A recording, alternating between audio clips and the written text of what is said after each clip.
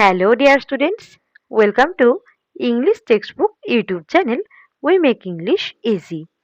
আমি অশোকা চলে এসেছি আজকে একটি স্টোরি রাইটিং নিয়ে। তো বেশি কথা না বাড়িয়ে চলো দেখে নিই আজকে কি স্টোরি রাইটিং নিয়ে আলোচনা হতে চলেছে। Let's get started. তো আজকে যে স্টোরিটা নিয়ে আলোচনা হতে চলেছে দেখো, a clever crow and a foolish fox. একটি চালাক কাক এবং একটি বোকা শেয়াল এর গল্প। তো চলো দেখে নি গল্পটা কিভাবে শুরু হচ্ছে।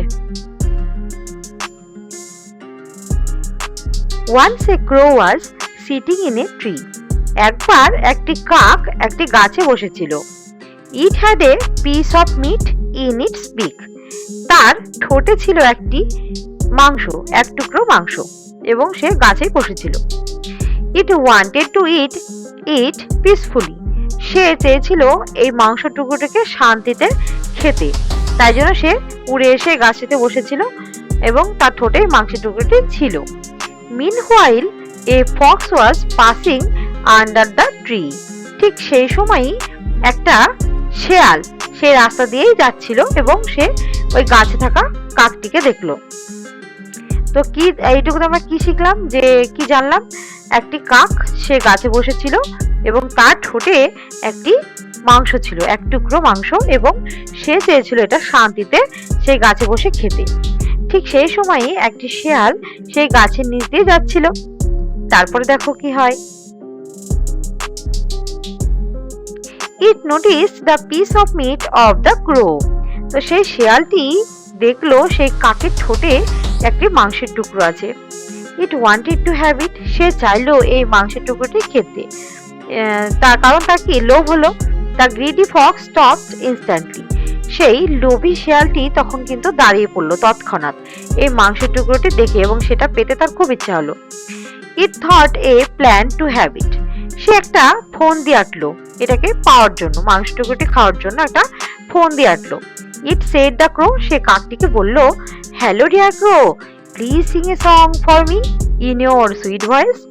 তো সেই শেয়ালটি কাকটিকে বলে উঠলো, হ্যালো বন্ধু ডিয়ার ক্রো।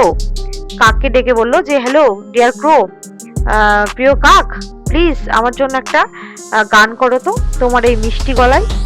এটা কে বললো? শেয়াল কাককে বললো।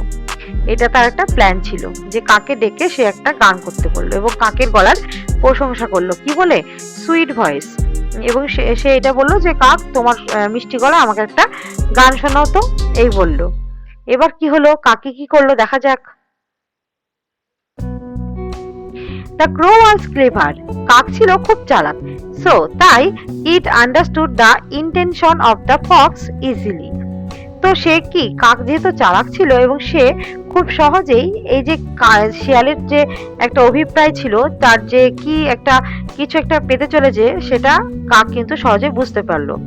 It did not melt in the false words of the fox. সে কিন্তু এই শিয়ালের মিথ্যা কথায় কিন্তু গলে গেল না। সে কিন্তু চালাক ছিল, তাই সে শিয়ালের অভিপ্রায় সহজে বুঝতে পারলো। The crow sang a song. কাকটি কিন্তু একটি গান করলো। But it kept the piece of meat under its feet. কিন্তু সে কাক যেহেতু চালাক ছিল, তাই কি করলো, সে সেই মাংসের টুকরোকে তার পায়ের নিচে রাখলো। ওকে, তার পায়ের নিচে রাখলো এবং সে গানটি করলো। তো শিয়ালকে গান শোনানো হলো আর মাংসের টুকরো হারালো না। তো এইভাবে সে কিন্তু চালাকি খাটিয়ে সে কিন্তু বেঁচে গেল। তারপরে দেখো, দাস এইভাবেই the fox was befooled by the clever crow. এইভাবেই সেই শেয়ালটি কি হলো, চালাক কাকের দ্বারা বোকা হলো, মানে বোকা বনে গেল। অর্থাৎ চালাক কাক শিয়ালকে বোকা বানালো। The fox could not get the piece of meat. সেই শিয়ালটিও আর সেই মাংসের টুকরোটি পেল না। Its plan did not work. এইভাবেই তার প্ল্যান পুরো ভেস্তে গেল, তার কোনো প্ল্যানই কাজ করলো না। ফাইনালি, অবশেষে the fox left the place feeling sad.